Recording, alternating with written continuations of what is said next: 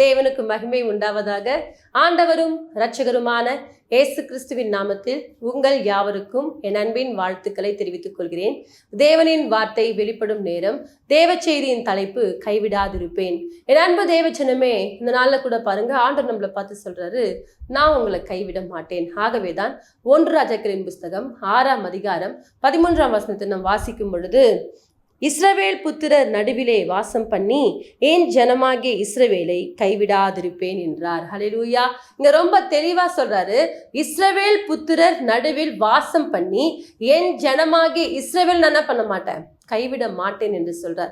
அன்பு தேவ பிள்ளைகளே, இன்றைக்கு கூட அநேக நேரங்கள்ல நான் கைவிடப்பட்டுட்டேன், ஆண்டவர் என்னை மறந்துட்டாரு, என் கூட ஆண்டவர் இல்லைன்னு சொல்லிட்டு அநேக நேரங்கள்ல முறுமுறுத்து கொண்டிருக்கிறோம், கசந்து கொண்டிருக்கிறோம். அப்படி இருக்காதபடிக்கு ஆண்டவர் சொல்றாரு, நான் இஸ்ரவேல் புத்திரர் நடுவிலே வாசம் பண்ணி என் ஜனமாகி இஸ்ரவேல் என்ன பண்ண மாட்டேன், கைவிட மாட்டேன்னு சொல்லிட்டாரு. இப்ப பாருங்க, ஆண்டவர் ஒரு வார்த்தை சொன்னார் என்று சொன்னால் அது அப்படியே என்ன பண்ணும், நடக்கும். அவர் சொன்னார்னா அது அப்படியே நிறைவேற்ற வல்லவரா இருக்கிறார். ஹல்லேலூயா. ஆகவே தேவ பிள்ளைகளே, ஆண்டவர் சொல்றார், உங்களை நான் கைவிட மாட்டேன். இன்றைக்கு யாரெல்லாம் கைவிடப்பட்ட சூழ்நிலை நான் இருக்கிறேன்னு சொல்லிட்டு புலம்பிக் கொண்டிருக்கிறீங்களோ, உங்களை பார்த்து கர்த்தர் சொல்றார், நான் கைவிட மாட்டேன். ஹல்லேலூயா. எப்படி இருந்தா ஒரு பிள்ளைகளை தேவன் கைவிட மாட்டார் என்று சொல்லி பார்ப்போம்.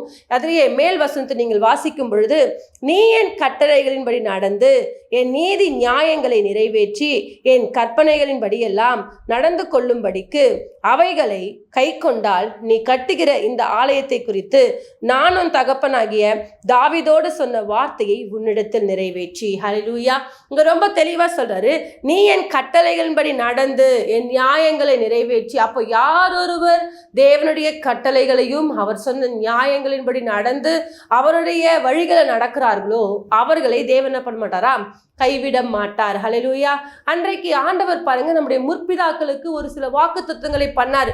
அதுலயே யாத்ராகமம் புஸ்தகம் 29ஆம் அதிகாரம் 45ஆம் வசனத்தை நாம் வாசிக்கும் பொழுது, இஸ்ரவேல் புத்திரர் நடுவில் நான் வாசம் பண்ணி அவர்களுக்கு தேவனாயிருப்பேன். ஹல்லேலூயா. இப்போ பாருங்க, ஆண்டவர் சொல்றாரு, இஸ்ரவேல் புத்திரர் நடுவில் வாசம் பண்ணி என் ஜனமாகி இஸ்ரவேல் என்ன பண்ண மாட்டேன், கைவிடாதிருப்பேன் என்று சொல்லி அன்றைக்கு நம்முடைய முற்பிதாக்கள் ஆகிய ஆபிரகாம், ஈசாக்கு, யாக்கோபு, நம்முடைய யோசேப்பு அப்படின்னு சொல்லிட்டு அப்படியே தலைமுறை தலைமுறைக்காய் கர்த்தர் என்ன பண்றாரு, ஒரு வாக்குத்தத்தம் பண்றாரு. அப்ப பாருங்க, அவர் வாக்குத்தத்தம் பண்ணி அவர்களோட நான் என்ன பண்ணுவேன், வாசம் பண்ணுவேன் என்று சொல்றார். அவங்களை என்ன பண்ண மாட்டேன், கைவிட மாட்டேன் என்று சொல்றார். அப்போ அவர்களை கைவிடாத தேவன் அந்த தலைமுறைகள்ல வருகிறவர்களாகிய நம்மையும் அவர் கைவிட மாட்டார். ஹல்லேலூயா. எப்பொழுது நம்மை கைவிட மாட்டாராம், நம்ம படித்தது போலவே அவருடைய கற்பனைகளின் பிரகாரமாக, அவருடைய கட்டளைகளின் பிரகாரமாக, அவருடைய நியமங்களின் படியாக யார் ஒருத்தர் நடக்கிறீர்களோ அவர்களை தேவன் கைவிட மாட்டார். முற்பிதாக்கள் அவர் சொன்ன வார்த்தைக்கு செவி கொடுத்து அவருடைய வழியில நடந்தார்கள். ஆகவே தேவன் அவர்களை கைவிடவில்லை. ஹல்லேலூயா. அது மாத்திரமல்ல, யாத்ராகமம் புஸ்தகம் 25ஆம் அதிகாரம் 8ஆம் வசனத்தை நாம் வாசிக்கும் பொழுது, அவர்கள் நடுவிலே நான் வாசம் பண்ண எனக்கு ஒரு பரிசுத்த ஸ்தலத்தை உண்டாக்குவாயாக. ஹல்லேலூயா. இப்போ பாருங்க, ஆண்டவர் சொல்றாரு, அதாவது நான் உங்க நடுவில் நான் என்ன பண்ணுவேன், இருப்பேன் என்று சொன்னவர், நீ என்ன பண்ணு, ஒரு பரிசுத்த ஸ்தலத்தை எனக்காக என்ன பண்ணுங்க, ஆயத்தப்படுத்துங்க. அந்த இடத்துல நான் இருப்பேன், நீங்க எல்லாம் கூடி வந்து என்ன பண்ணுங்க, என் நாமத்தை தொழுது கொள்ளுங்கள் என்று சொல்லி ஆண்டவர் ஒரு கட்டளை கொடுக்கிறார். அன்பு தேவ பிள்ளைகளே, ஆண்டவர் பாருங்க எவ்வளவு பிரியம் பாருங்களேன். அவர் நம்மளோட கூட இருக்கணும்ன்றத அவர் ரொம்ப வாஞ்சியோடு கூட இருக்கிறார். அநேக நேரங்கள்ல நாம தான் என்ன பண்றோம், அவரை விட்டு விலகி போகக்கூடியவர்களா இருக்கிறோம். அன்பு தேவ பிள்ளைகளே, இந்த நாள்ல கூட பாருங்க, ஆண்டவர் நம்மை பார்த்து சொல்றாரு, நான் உங்களை என்ன பண்ண மாட்டேன், கைவிட மாட்டேன். அது மாத்திரமல்ல, புதிய ஏற்பாட்டுல சொல்றாரு, நான் உங்களை திக்கற்றவர்களாக விடேன், உங்களிடத்துல என்ன பண்ணுவேன், வருவேன். ஹல்லேலூயா. ஆகவே சோர்ந்து போகாதீங்க. அநேக வியாதியின் நேரத்துல, அநேக கடன் பிரச்சனை நேரத்துல, அநேக குடும்ப சூழ்நிலைகள்ல பாரமா இருக்கிற நேரத்துல, கைவிடப்பட்ட ஒரு சூழ்நிலையில காணப்படுறீங்களா, ஆண்டவர் தான் சொல்றாரு, என் ஜனமாகிய இஸ்ரவேலை நான் கைவிடாதிருப்பேன். ஹல்லேலூயா. அப்போ நீங்க யாரா, அவருடைய ஜனம். ஆபிரகாம், ஈசாக்கு, யாக்கோபு, யோசேப்பு, நம்ம முற்பிதாக்களுடைய வழிகளில் வந்த நம்மை பார்த்து சொல்றார், நான் உங்களை கைவிட மாட்டேன். ஹல்லேலூயா. அவர் உங்களை கைவிடாதபடிக்கு உங்களோட கூடவே இருக்கிறாரு. தேவ பிள்ளைகளே, உலகத்தின் முடிவு பரியந்தமும் சகல நாட்கள் நான் என்ன பண்ணுவேன், கூட இருப்பேன்னு சொல்லிட்டாருல்ல, அவர் உங்க கூட தான் இருக்கிறார். அவர் எப்பொழுதும் நம்மை விட்டு விலகாதவர். ஹல்லேலூயா. அன்றைக்கு பாருங்க, ஆதியாகமம் 12ஆம் அதிகாரம் 1 முதல் நீங்கள் வாசிப்பீங்கன்னு சொன்னா, அங்க ஆபிரகாமை கர்த்தர் என்ன பண்றாரு, அழைக்கிறார். ஆபிரகாமே, நீ உன் தேசத்தையோ உன் இனத்தையோ உன் தகப்பன் வீட்டையோ விட்டு என்ன பண்ணு, புறப்பட்டு நான் உனக்கு காண்பிக்கும் தேசத்துக்கு போ. நாங்க என்ன பண்ணுவோம், உன்னை ஆசீர்வதிப்பேன், உன்னை பெருக பண்ணுவேன்னு சொல்லிட்டு ஆண்டவர் ஒரு வாக்குத்தத்தம் பண்றாரு. ஹல்லேலூயா. இப்ப பாருங்க, ஆபிரகாம் தேவன் சொன்ன அந்த வார்த்தைக்கு கீழ்ப்படிந்து அவர் சொன்ன வார்த்தைக்கு செவி கொடுத்து அந்த பிரகாரமா என்ன பண்றாரு, கடந்து வராரு. ஹல்லேலூயா. கடந்து வர நாட்கள்ல பாருங்க, எத்தனையோ நெருக்கங்கள் இருந்திருக்கலாம், எத்தனையோ பிரச்சனைகள் இருந்திருக்கலாம். அதாவது தனிமையான வீடு வாசல் எங்கேயுமே இல்லை, வனாந்திரத்தில் என்ன பண்றாங்க, நடந்து போய் கொண்டிருக்கிறாங்க. அந்த இடங்கள்ல தேவன் அவருக்கு துணையாளராக இருந்து அவர் சொன்ன வார்த்தைக்கு அவர் கீழ்ப்படிந்தது நிமித்தமாக தேவன் அந்த மகனை கைவிடாதபடிக்கு அவர் பாருங்க இருந்த பூமி என்ன பண்ணல, அவருடைய ஆஸ்தி தாங்க முடியாத அளவுக்கு மாறிச்சு. ஹல்லேலூயா. அப்போ அந்த அளவுக்கு தேவன் ஆபிரகாமை ஆசீர்வதித்தார். காரணம் என்ன தெரியுங்களா? தேவன் சொன்ன வார்த்தைக்கு ஒரு மனிதன் கீழ்ப்படிந்து நடப்பான் என்று சொன்னால் அவருடைய கற்பனைகளையும் அவருடைய கட்டளைகளையும் யார் ஒருத்தர் கீழ்ப்படுகிறீங்களோ, அதன்படி யார் ஒருத்தர் நடக்கிறீங்களோ அவர்களை தேவன் ஒருபோதும் கைவிடவே மாட்டார். ஹல்லேலூயா. ஆபிரகாமோடு கூட என்ன பண்ணாரு, கர்த்தர் இருந்தாருங்க. கர்த்தர் இருந்ததுனால்தான் பாருங்க ஒன்றுமே இல்லை, 100 வயதுல பிள்ளை பெற்றெடுத்து அந்த சந்ததி நிமித்தமாக தான் நாமெல்லாம் பிறந்திருக்கிறோம். ஹல்லேலூயா. ஆகவே அன்பு தேவ பிள்ளைகளே, கர்த்தருடைய கற்பனைகளையும் அவருடைய கட்டளைகளின் பிரகாரமாகவும் யார் ஒருத்தர் நடக்கிறீர்களோ அவர்களை தேவன் கைவிட மாட்டார். ஆகவே தான் சொல்றாரு, என் ஜனமாகிய இஸ்ரவேல் புத்திரர் நடுவிலே வாசம் பண்ணி. ஹல்லேலூயா. பாருங்க, உங்க நடுவுல தேவன் என்ன பண்ணுவாராம், வாசம் பண்ணுவாராம். உங்களை தேவன் கைவிட மாட்டாராம், ஒரு போதும் அவர் உங்களை விட்டு விலகவும் மாட்டார். ஹல்லேலூயா. ஆகவேதான் உபாகமம் புஸ்தகம் 28ஆம் அதிகாரம் 1ஆம் வசனத்தை வாசிக்கும் பொழுது, இன்று நான் உனக்கு விதிக்கிற உன் தேவனாகிய கர்த்தருடைய கட்டளைகளின்படியெல்லாம் செய்ய நீ கவனமாய் இருக்கும்படிக்கு அவர் சத்தத்திற்கு உண்மையும் செவி கொடுப்பாய். ஆனால் உன் தேவனாகிய கர்த்தர் பூமியில் உள்ள சகல ஜாதிகளிலும் உன்னை மேன்மையாக வைப்பார். ஹல்லேலூயா.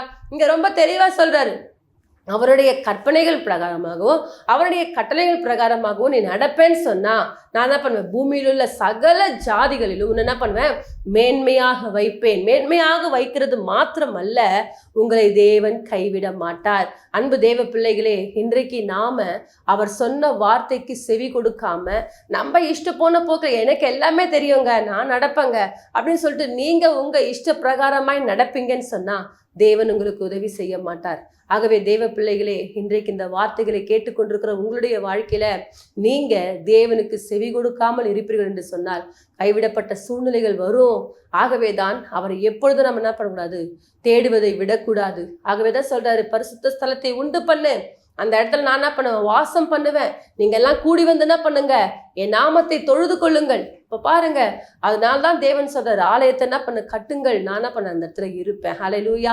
ஆகவே தேவ பிள்ளைகளே, இன்றைக்கு நமக்கு ஒரு ஆலயம் இருக்கு.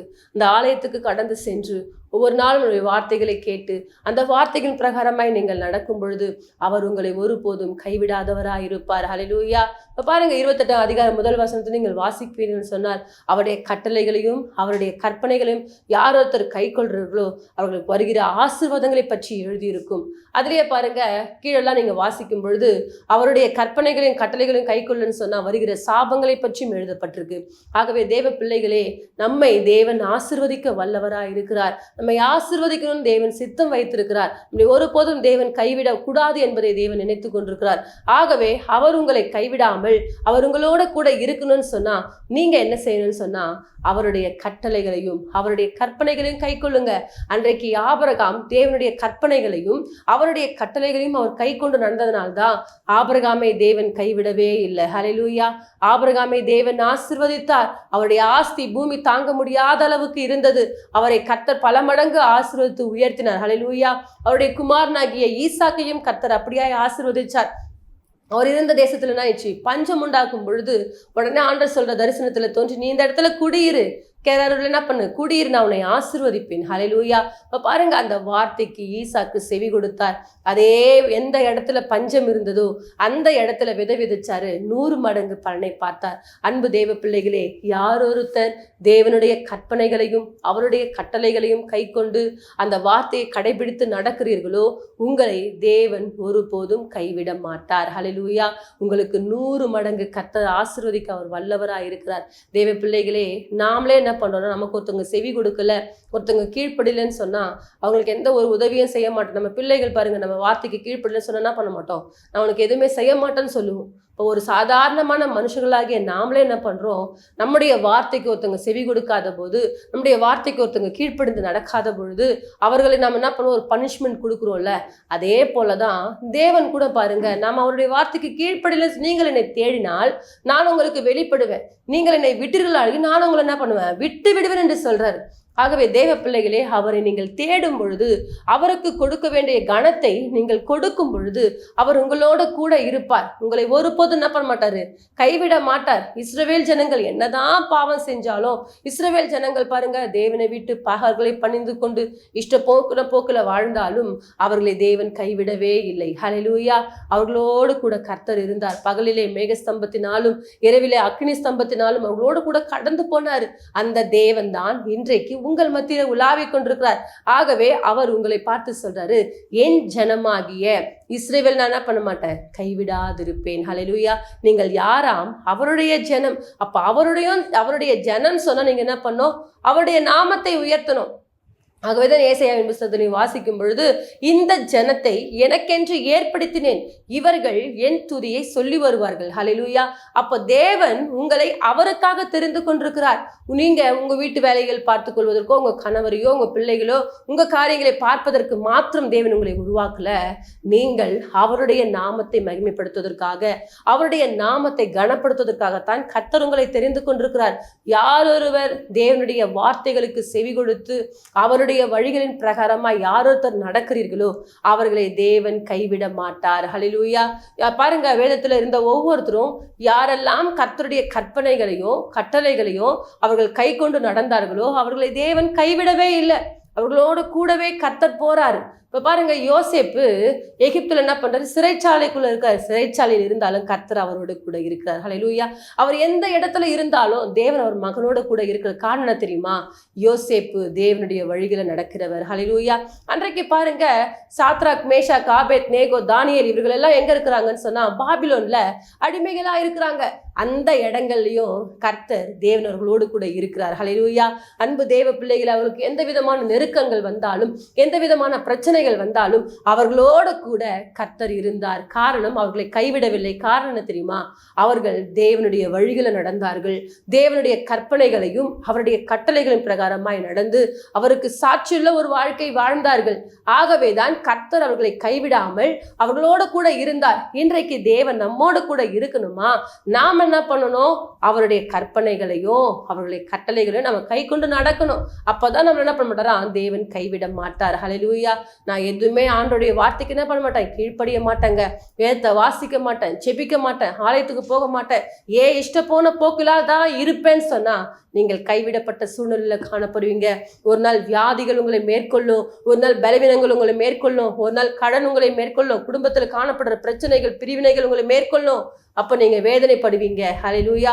அந்த வேதனைகள் உங்கள் வாழ்க்கையில வராமல் இருக்கணும்னு சொன்னா நீங்கள் அவருடைய கட்டளைகளையும் அவருடைய கற்பனைகளையும் அவர் சொன்ன வார்த்தைகளுக்கும் நீங்க செவி கொடுத்து நடப்பீங்கன்னு சொன்னா உங்களை தேவன் ஒருபோதும் கைவிட மாட்டார். அன்றைக்கு யோசுவா பார்த்து கர்த்தர் சொல்றாரு, நான் மோசையோடு கூட இருந்தது போல உன் கூடவும் இருப்பேன். ஹல்லேலூயா. நான் என்ன பண்ண மாட்டேன், உன்னை விட்டு விலகுவதும் இல்லை, உன்னை கைவிடுவதும் இல்லை. ஹல்லேலூயா. பாருங்க, யோசுவாவை கர்த்தர் விலகவோ இல்லை, யோசுவாவோட கர்த்தர் என்ன பண்ணாரு, கூடவே இருந்தார். அந்த மகனை தேவன் விட்டு விலகலை. உங்களோடு கூட கர்த்தர் அந்த வார்த்தையை என்ன பண்றாரு, இன்றைக்கு கொடுத்து கொண்டிருக்கிறார். ஆகவே தேவ பிள்ளைகளே, அவர் உங்களோடு கூட தான் இருக்கிறார். அவர் ஒருபோதும் உங்களை விட்டு விலக மாட்டார். உங்களை எப்பொழுதும் என்ன பண்ண மாட்டாரு, கைவிடவும் மாட்டார். ஆகவே சோர்ந்து போகாதீர்கள். நான் கைவிடப்பட்ட சூழ்நிலையில காணப்படுறேங்க, நான் தேவனை விட்டு என்ன பண்றேன், தேவனையும் கூட இல்லைன்னு சொல்லிட்டு அநேக நேரங்களை முறுமுறுத்து கொண்டிருக்காதீங்க. தேவன் உங்களோடு கூட தான் இருக்கிறார். அவர் உங்களோட கூட இருக்கணும்னு சொன்னா நீங்க அவருடைய கட்டளைகளையும் அவருடைய கற்பனைகளையும் கை கொள்ளுங்கள். நம்ம முற்பிதாக்கள் அப்படிதான் அவருடைய கற்பனைகளையும் அவருடைய கட்டளைகளையும் கை கொண்டாங்க. ஆகவே அவர்களோடு கூட இருந்தார். இன்றைக்கு நம்மோடு கூட இருக்கணும்னா நீங்களும் அதை செய்யுங்கள். கர்த்தர் நிச்சயமாக உங்களோடு கூட இருந்து உங்களை ஆசீர்வதித்து உங்களை உயர்த்த அவர் வல்லவராயிருக்கிறார். நம் யாவரும் இணைந்து ஒரு சிறிய ஜெபத்தை எடுப்போம். மகா இரக்கமும் கிருபை நிறைந்த எங்கள் அன்பின் தகப்பனே, இந்த நாளில் கூட என் ஜனமாகி இஸ்ரவேலை நான் கைவிடாதிருப்பேன் என்று சொன்ன தேவன், ஆண்டவரே, நாங்கள் கற்பனைகளையும் கட்டளைகளையும் ஆண்டவரே தகப்பனை கை கொண்டு நடக்கும் பொழுது எங்களை விட்டு விலக மாட்டேன்னு சொல்லியிருக்கிறீங்கப்பா. இந்த வார்த்தைகள் பிரகாரமா ஆண்டவரே ஒவ்வொரு பிள்ளைகளையும் இந்த நாள் நடத்துங்க. இந்த கிருபையுள்ள கரம் பிள்ளைகளோடு கூட இருக்கட்டும். ஆவியானவரே வழிநடத்தும், பெரிய காரியங்களை செய்யும். இயேசுவின் மூலமாய் ஜெபிக்கிறோம் எங்கள் ஜீவன் நல்ல பிதாவே, ஆமேன். கர்த்தர் தாமே உங்களை ஆசீர்வதிப்பாராக. God bless you.